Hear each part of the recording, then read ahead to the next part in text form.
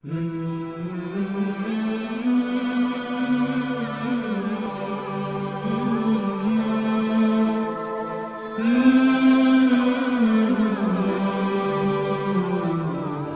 عليكم ورحمة الله وبركاته. الحمد لله الواحد القهار، الصلاة والسلام على رسوله المختار وعلى آله الأطهار وأصحابه الأخيار. أما بعد، فقد قال الله تعالى في القرآن العظيم والفرقان المجيد بعد أعوذ بالله من الشيطان الرجيم بسم الله الرحمن الرحيم إن الله وملائكته يصلون على النبي يا أيها الذين آمنوا صلوا عليه وسلموا تسليما اللهم صل على سيدنا محمد وعلى آله سيدنا محمد وبارك وسلم عليه. புகழ் அனைத்தும் ஏக இறைவனாம் அல்லாஹ் ஒருவனையே சாரும். ஸலாத்தும் ஸலாமும் நபிகளாரை பின்பற்றிய உத்தம சத்திய சஹாபாக்கள், சஹாபிய பெண்மணிகள், தாபிஈன்கள், தபா தாபிஈன்கள், நாதாக்கள், சுஹதாக்கள், இறைநேசர் செல்வங்கள், உலகத்திலே வாழ்கின்ற முஸ்லிமான ஆண் பெண் அனைவர்களின் மீதும் அல்லாஹ்வுடைய சாந்தியும் சமாதானமும் அன்பும் அருளும் என்றென்றும் நிலவட்டுமாக. ஆமீன் ஆமீன் யா ரப்பல் ஆலமீன். அன்பிற்கும் மரியாதைக்கும் கூடிய அல்லாஹ்வின் நல்லடியார்களே, திருக்குறளில் ஒரு குறள் சொல்லுவார்கள், ஒழுக்கம் விருப்பம் தரலான் ஒழுக்கம் உயிரோ மோபப்படும் என்பதாக திருக்குறளில் சொல்லுவார்கள். ஒரு வரலாற்றை சற்று திருத்தி பார்த்தோம் என்று சொன்னால், பாடத்தை கற்பதற்காக 3 மார்க்க மேதைகள் அமர்ந்திருக்க,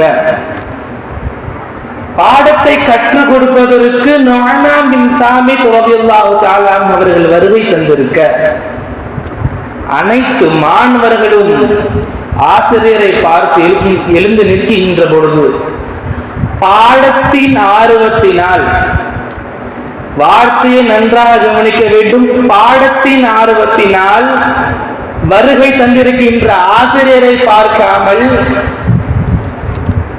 ஜுஃபர் பின் ஹுதைர் ரஹ்மத்துல்லாஹி தஆலா அவர்கள் உஸ்தாதிற்கு ஒழுக்கமாக நடந்து கொள்ளவில்லை. இதனுடைய பின் விளைவு எவ்வாறு இருந்தது என்று சொன்னால், அந்த பாடத்துல எஜமான் அவர்களுக்கு அருகில் முஹம்மது ரஹ்மத்துல்லாஹி அவர்களும் அபு யூசுப் ரஹ்மத்துல்லாஹி அவர்களும் எஜமான் அவர்களுக்கு ஒப்பாக இல்லை. 2 நபர்களும் அவர்கள் இல்மிலே தேர்ச்சி பெற்றிருந்தார்கள். ஜுஃபர் பின் ஹுதைர் ரஹ்மத்துல்லாஹி அவர்கள் அனைத்து கிதாபுகளையும், முக்கியமான கிதாபு அனைத்தையும் எழுதுகின்ற ஒரு ஆற்றல் படைத்த ஒரு இல்முதாரி என்பதாக பெயர் எடுத்தவர்.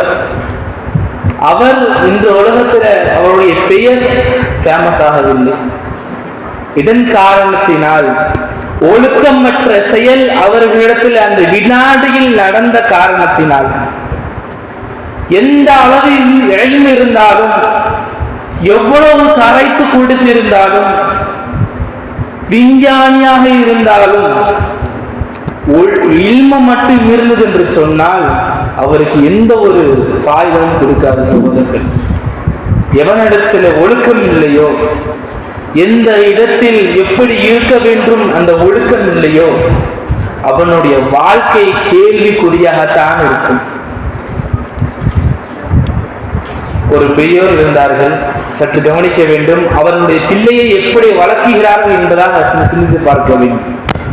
ஒரு பெரியோர் இருக்கிறார்கள், தன் மகனிடத்தில் சொல்கிறார்கள், மகனே, உன்னுடைய இல்மை உப்பு போன்று எடுத்துக்கொள், உன்னுடைய இல்மை உப்பு போன்று எடுத்துக்கொள், உன்னுடைய அதபை, அதாவது ஒழுக்கத்தை மாவை போன்று எடுத்துக்கொள் என்பதாக சொன்னார்கள்.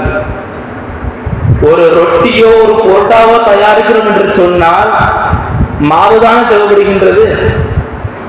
உப்பு கம்மியாக இருந்தாலும் சாப்பிட முடியும் அல்லவா? இதுவே உப்பு அதிகமாக இருந்தால் நாவில வைக்க முடியுமா? திகட்டி விடாது, வாந்தி வந்துடாது. அவருடைய தந்தை தன்னுடைய மகனாரை எப்படி வளர்க்கிறார்கள்? மகனே, உன்னுடைய இல்மை உப்பு போன்று ஆக்கிக்கொள், உன்னுடைய அதபை மாவு போன்று ஆக்கிக்கொள் என்பதாக பெரியோர்கள் சொல்லி வளர்த்தார்கள். அதன் காரணத்தினால் இன்று வரை இன்று சமுதாயத்தில் உலமாக்களை பார்க்கும் என்று சொன்னால் ஜொலிக்குகின்றார்கள். அந்தர்களை பாடத்தை எங்கு வேணாலும் உட்கார்ந்து அமர்ந்து கற்றுக்கொள்ளலாம், வீட்டில் அறையில் உட்கார்ந்து கற்றுக்கொள்ளலாம், கல்வியறை கருகணும் என்றவா அங்கேயும் கற்றுக்கொள்ளலாம், வகுப்பறையில் கற்றுக்கொள்ளலாம், மொட்டை மாடியில் அமர்ந்து எளிமை கற்றுக்கொள்ளலாம். உலகத்தில் எந்த மூலையில் அமர்ந்தாலும் எளிமை கற்றுக்கொள்கின்ற அந்த தேட்டம் இருக்குகின்றது. ஆனால் ஒழுக்கம் என்பது அதப் என்பது மதரசாவில் வந்துதான் கற்றுக் கொடுக்கப்படுகின்றது. என்பர்கள் இன்று சமுதாயத்தில் எவ்வளவு ஒழுக்கமற்ற செயல் இருக்கின்றது. அரபில ஒரு வார்த்தையை சொல்லுவார்கள், தசௌஃபு குல்லு அதப். தசௌஃபு என்றாலே ஒழுக்கம்தான். அதன் பின்பு ஒரு வார்த்தை எழுகிறார்கள், வகுல்லி வத்தின் அதப். ஒவ்வொரு நேரமும் ஒழுக்கமாக இருக்க வேண்டும். வலிகுல்லி ஹாலின் அதபின். ஒவ்வொரு நிலையிலும் ஒழுக்கமாக இருக்க வேண்டும்.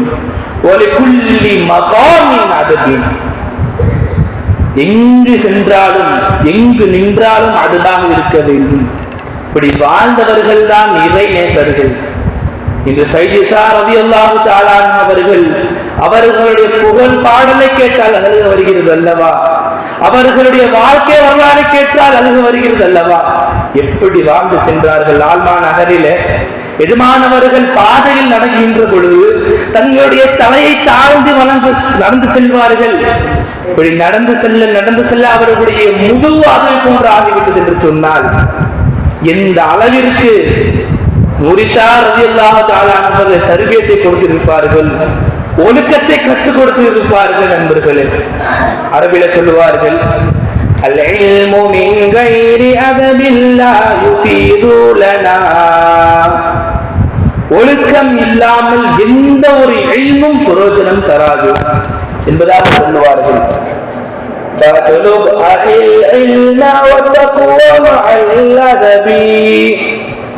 என்னுடைய சகோதரனே, ஒழுக்கத்துடன் தக்குவாவுடைய இல்மை கற்றுக்கொள். அடுத்து சொல்லுவார்கள், லைஸல் யதீமுல்லதி கத் மாத வாலிதுஹு.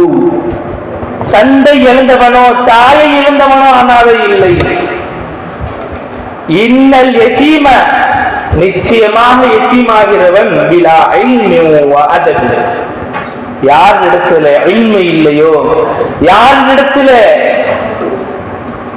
தக்குவா இல்லையோ அவன்தான் யதீம் என்பதாக சொல்லுகிறார். நண்பர்களே, இந்த உலகத்துல ஸ்கூலுக்கு அனுப்புகிறாங்க மாணவர்களை, பிள்ளைகளை ஸ்கூலுக்கு அனுப்புகின்றாங்க. 11 வருஷமா எல்கேஜில இருந்து 10th 12th வரை படிக்கிறாங்க. ஒருத்தமாக ஒழுக்கமா இருக்கிறாங்க. நண்பர்கள், பாடத்தை சொல்லித்தரான், இங்கிலீஷ், தமிழ், ஹிந்தி, உருது எல்லாத்தையும் சொல்லித்தரான், ஒழுக்கத்தை சொல்லித்தரான். நண்பர்கள், உலகத்துல எப்படி ஆயிடுச்சு? தந்தையை பார்த்தால் தாயை பார்த்தால் கால்களிலே முத்தம் வர வேண்டும் என்பதாக இஸ்லாம் சொல்லித்தர அவனுடைய ஸ்கூலை எதை சொல்லி தருகிறார்கள்? ஸ்கூலுக்கு போகும் சொல்லிட்டு போறான், ஹாய் டாட், ஹாய் அவர் அப்படி சொல்லிட்டு போறான். அம்மாவை பார்த்து மாம் பாய் சொல்லிட்டு போறான். இதவா இஸ்லாம் சொல்லி தருகின்றது? இதெல்லாம் இஸ்லாம் கற்று தருகின்றது. தன்னுடைய தாயை காலோட சொர்க்கம் இருக்கின்றதாக நபிகளார் சொன்னார்கள். இந்த வார்த்தை எவ்வளவு ஒரு ஆணித்தரமாகவும் ஒரு ஒழுக்கத்தை கற்றுக்க உணர்வாக இருக்கின்றது நண்பர்களே. இதை சொல்லித் தரக்கூடிய இடம்தான் மதரசாக்கள் என்று தந்தைமார்கள் தாய்மார்கள் எல்லாம் எந்த அளவிற்கு ஸ்கூலுக்கு முக்கியம் தரம் தருகிறார்களோ மதரசாவிற்கு முக்கியத்துவம் தருகிறார்களா? 5 மணிக்கு 6 மணிக்கு எழுப்பிடுறாங்க, அது கூட இல்லை. ஒரு 8 மணிக்கு எழுப்புறான், 9 மணிக்கு ஸ்கூலு. மதரசாக்கு அனுப்புங்க, ஓத அனுப்புன்னு சொன்னா புள்ள ஸ்கூல்ல தூங்கிடுவான், பாடத்தை புள்ள வழங்க முடியாது, 10th ஃபெயிலா போயிடுவான், 12th ஃபெயிலா போயிடுவான்னு சொல்றான். ஒரு காலத்துல எப்படி இருப்பாங்க? முன்னாடி அதற்கு சொன்னாரு பயான்ல பிள்ளைய மக்தபுக்கு அனுப்புங்க, தொழுகைக்கு அனுப்புங்க, ஓதுறதுக்கு அனுப்பும், படுத்து சொன்னாரு. காய வாங்க மாட்டான். கடைசியில புள்ள தண்ணி அடிச்சுக்கிட்டு சீரட்டை அடிச்சுக்கிட்டு தவறான ஒரு பாதையில் ஈடுபட்டுகின்ற பொழுது அதை தந்தை பார்த்து அஜத்து அடிப்பான். அஜருக்கு என் புள்ள கெட்டு போயிட்டாங்க நிப்பான். என்ன பிரயோஜனம்? கெட்டு போவான், ஒன்னும் கெட்டு போவான். ஆரம்பத்தில் இமாம்கள் என்ன சொன்னார்கள்?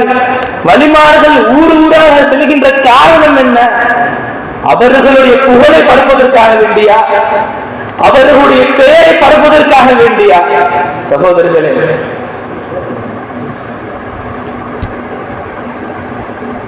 யாரிடத்தில் ஒழுக்கம் இல்லையோ அவனுடைய வாழ்க்கை கேள்விக்குறியாகத்தான் இருக்கும் என்பதில் எந்த ஒரு சந்தேகமும் இல்லை. ஹதீஸை ஜிப்ரீல் என்பதாக கேள்விப்படுகின்றோம். புகாரில் வரக்கூடிய ஹதீஸ். அந்த ஹதீஸை முடித்த பின்பு ஒரு வார்த்தையை நபிகளார் சொல்லுகிறார்கள், தலீதுல் அமத்து ரப்பதஹா, அடிமை பெண் தன் எஜமானை பெற்றெடுப்பாள். அடிமை பெண் எஜமானியை பெற்றெடுப்பாள்.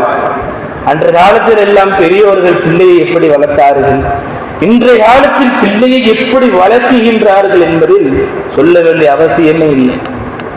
கைகளில் செங்கல் அளவுக்கு ஒரு போனை கொடுக்குறான், இவ்வளவுதான் இருக்கான். நமக்கு என்னென்ன தெரிஞ்சு சொல்றான், எல்லாத்தையும் சொல்றான். கத்துறான், டக்குன்னு கத்துறான். ஏன்டா கத்துற? ஃப்ரீ ஃபயருங்கிறான். டக்குன்னு அழுகிறான், பப்ஜில தோத்து போயிட்டே இருக்கிறான். இப்படியாக வாழ்க்கை செல்கின்றது. நான் பெரியோர்கள் எப்படி எல்லாம் சொல்லி தருகிறார்கள். பெரியோர்களுடைய முறை என்ன? ஊர்களிலே ஒரு பெரிய இமாம் வந்தார்கள் என்று சொன்னால் அவர்களிடத்தில் தன் பிள்ளையை அழைத்துக் கொண்டு என் பிள்ளைக்கு துவா செய்யுங்கள் என்பதாக காலம் சென்றுச்சு. இப்படி காலம் இப்படி செய்கின்றது. பெருமைக்காக, ஒழுக்கமற்ற செயலுக்காக காலங்களை குறை சொல்லக்கூடாதுமா, நம்மளை குறை சொல்லணும். ஆகவே இதெல்லாம் கேட்டோமோ அதன் பேர் பேசுவோம்.